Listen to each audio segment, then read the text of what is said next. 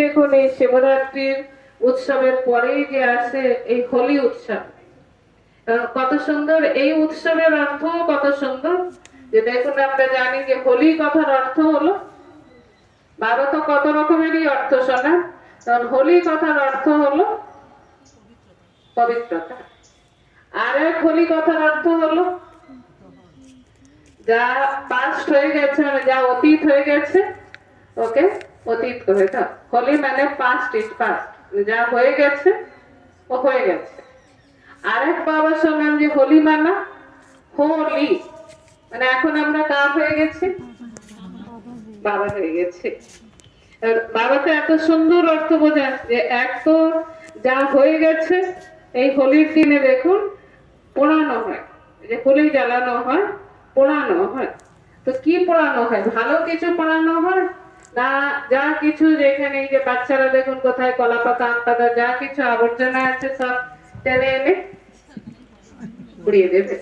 আর ওকেই দেখুন হিন্দিতে বলা হয় যে বুড়ি পোড়ানো। বুড়ি পোড়ানো মানে বুড়াইকে পোড়ানো। বুড়াই মানে যা কিছু খারাপ, যা কিছু আবর্জনা আছে সেগুলোকেই দেখুন আগের দিনে পোড়ানো হয় আর পরের দিনে মানানো হয়। এ দুটোকে দেখুন বলাই হয় কত সুন্দর, জ্বালানো আর মানানো। তার প্রথম দিন জ্বালানো হয়, তো কি জ্বালানো হয়, খারাপ যা কিছু সেগুলোকে জ্বালানো হয়। আর পরের দিনে কি করা হয়, পরের দিনে দেখুন এই বিভিন্ন রকমের রং একে অপরকে লাগানো হয়, তার মানানো হয়। তো এই রংগুলো কিসের রং, মানুষ তো দেখুন না জেনে স্থূল রূপে রং দেখে দিয়েছে, যে আসলে এই রংগুলো কিন্তু বিভিন্ন রকমের, বাবা যে এখন সর্বগুণে সম্পন্ন বানাতে এসছেন, এগুলো কিন্তু সব দৈবিক গুণের রং। যখন আমরা আমাদের ভেতরে যা কিছু বুড়াই আছে, খারাপ আছে, ওইগুলোকে বাবার কাছে যোগরূপী অগ্নিতে ভস্ম করে দেব, তো তখনই কিন্তু আমাদের মধ্যে দৈবিক গুণ আসতে থাকবে।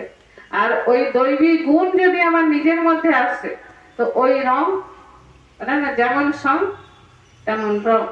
তো যদি আমার মধ্যে দৈবিক গুণ থাকে, তো তাহলে আমি অন্যকেও কি দিতে পারবো, ওই রঙই লাগাতে পারবো। মানুষ তো স্থূল রং লাগিয়ে দিয়েছে, আসলে এটা ছিল তো দৈবিক গুণের রং। যেমন যেমন আসুরি গুণের কথা কেউ বলা হয়, যদি আমার মধ্যে খারাপ কিছু থাকে আমি অন্যকেও খারাপটাই দেব। কিন্তু যখন আমি খারাপটাকে পুড়িয়েই দিলাম, তো তখন আমার মধ্যে অটোমেটিক ভালো যেগুলো সেগুলো আসতে শুরু করলো। আর তার সাথে সাথে দেখুন শুধু রং মাখা হয় না, রং মাখার সাথে সাথে মিঠাইও খাওয়া হয়, মিঠাইও খাওয়া হয়। মানে শুধু রং মাখলেও তো হবে না, তার সাথে সাথে খেতেও হবে। তার খাওয়াটা শুধু, মানুষ তো শুধু মিঠা খাওয়াটাকেই নিয়ম বানিয়ে নিয়েছে, তার মধুর ব্যবহার। আর মানুষ মানুষের সাথে এই মধুর ব্যবহার করতে না পারার কারণ কি, যে মানুষের ভেতরে সেই মধুরতার শক্তি নেই। আর যখনই ও বাবার জ্ঞান যুগের অভ্যাসের দ্বারা নিজের মধ্যে ওই মধুরতার শক্তিকে নিজের মধ্যে আনছে, তো তখন স্থূল রূপে মিঠাই না দিলেও ওর মধুর ব্যবহারটাই ওকে, যেমন মিষ্টি খেলে মানুষের মন খুশ হয়ে যায়, মুখ খুশ হয়ে যায়, তো মধুর ব্যবহার পেলে, এবং কেউ মিষ্টি দিল না কিন্তু যদি মধুর ব্যবহার দেয়, তো মিষ্টি খাওয়ার থেকেও বেশি খুশি হয় না, হয় না। আর এরই জন্যই দেখুন দেখানো হয়েছে যে শিবরাত্রি কিন্তু পালন করা হয় অন্ধকার রাত্রিতে, মানে অমাবস্যা রাত্রিতে, আর হোলি মানানো হয় পূর্ণিমা রাত্রিতে। অর্থাৎ বাবা সৃষ্টিতে যখন এলেন, তো বাবা এই অন্ধকার দুনিয়াকে, অন্ধকার রাত্রি শুধুই 24 ঘন্টা দিন রাত্রি নয়, এই কলিযুগ রূপী অন্ধকার রাত্রিকে বাবা পরিবর্তন করার কাজ করার জন্য এলেন। আর সেই পরিবর্তন করার কাজে যে সমস্ত বাচ্চারা যখন সহযোগী হলো, তো তাদের জীবন ধীরে ধীরে পরিবর্তন হতে হতে কোন দিকে এলো, ওই রাত্রিটাকে দেখানো হয়েছে ভক্তিতে যে এই কলিযুগের শেষ সময়কার প্রতীক রূপ। আর এই পূর্ণিমা তিথিকে দেখানো হয়েছে, মানে এই দোল উৎসবকে, হোলি উৎসবকে দেখানো হয়েছে যখন পুরা পুরা বাবার হয়ে গেল, মাঝখানের এই সঙ্গম যুগ পার করে এই পূর্ণিমা মানা সত্য যুগ, আলোর দুনিয়া আমাদের সামনে এলো।